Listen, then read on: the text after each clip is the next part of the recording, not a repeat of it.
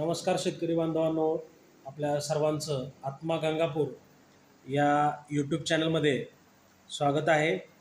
हे चॅनल कृषी विभागाच्या तालुका कृषी अधिकारी कार्यालय आणि प्रकल्प संचालक आत्मा छत्रपती संभाजीनगर यांच्या संयुक्त विद्यमानं शेतकऱ्यांना वेळोवेळी विविध विषयावर माहिती देण्यासाठी आपण निर्माण केलेलं आहे।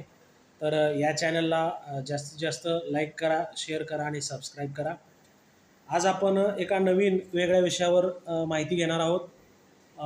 आपण शेतामध्ये वेगवेगळ्या पिकांमध्ये वर्षभर फवारण्या करत असतो। विशेषतः भाजीपाला पिकामध्ये आपल्या वर्षभर फवारण्या चालतात।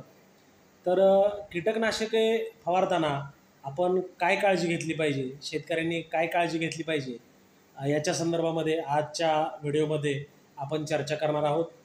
तर सर्वात प्रथम कीटकनाशक वापरताना ते कीटकनाशक आपण जेव्हा उघडतो, फोडतो, त्या बॉक्समध्ये त्या लेबल असते, त्या लेबलवर असेल किंवा माहितीपत्रकामध्ये असेल ज्या सूचना दिलेल्या असतात त्या सूचनांचा मात्र सुरुवातीला अगदी व्यवस्थित आकलन करायचं आहे आणि त्यांचं पालन करायचं आहे।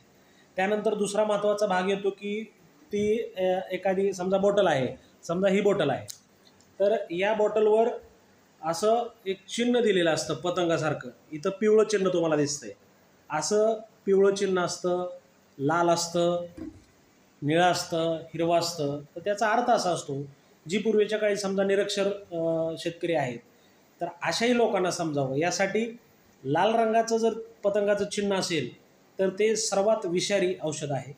त्याच्या खालोखाल पिवळा रंग असेल तर त्याच्यापेक्षा कमी विषारी आहे, निळा रंग असेल तर त्याच्यापेक्षा कमी आहे आणि हिरवा रंग असेल तर ते सर्वात कमी विषारी औषध आहे, असा त्याचा अर्थ आहे।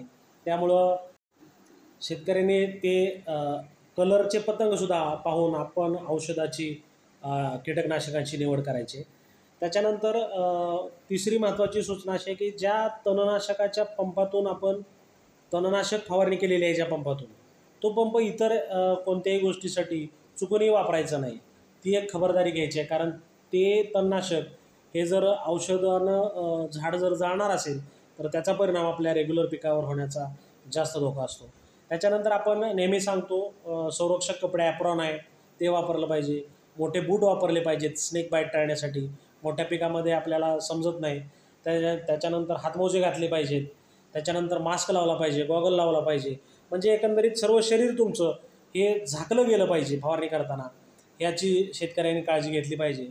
समजा हे सगळं करून एखाद्याला विषबाधा झाली तर काय काळजी घेतली पाहिजे किंवा काय आपण हालचाल केली पाहिजे, तर ते समजा आपल्या त्वचेवर पडलेलं असेल, शरीरावर पडलेलं असेल, कोणत्याही भागावर पडलेलं असेल तर ते साबणानं स्वच्छ धुवून ती कोरड्या टॉवेलनं जागा स्वच्छ केली पाहिजे। समजा ते पोटात गेलेलं असेल, श्वसन नलिकेत गेलेलं असेल तर त्याची ओकारी काढली पाहिजे, जेणेकरून ते औषध बाहेर पडण्यासाठी आपल्याला मदत होणार आहे। एखाद्याला विषबाधा झालेली आहे, त्याला उगाच बिडी सिगारेट असेल किंवा इतर ज्या व्यसनाधीन गोष्टी आहेत, तंबाखू असेल, हे देण्याचा कधी प्रयत्न करायचा नाही। त्याच्याला जर घाम येत असेल त्या शेतकऱ्याला तर तो घाम पुसायचं, पुसून अंग कोरडं ठेवायचं काम करायचं आहे।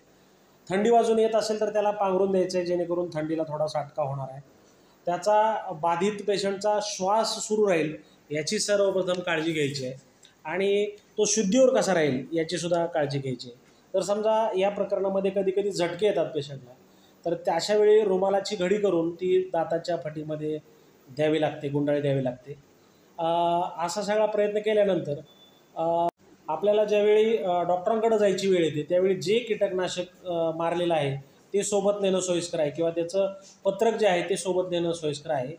आणि व्यक्ती ज्यावेळी बरा होतो तर ती बरा झाल्यानंतर त्याची संपूर्ण त्याच्या रक्ताची असेल, त्याच्या आरोग्याची असेल, संपूर्ण तपासणी आपण करायला पाहिजे।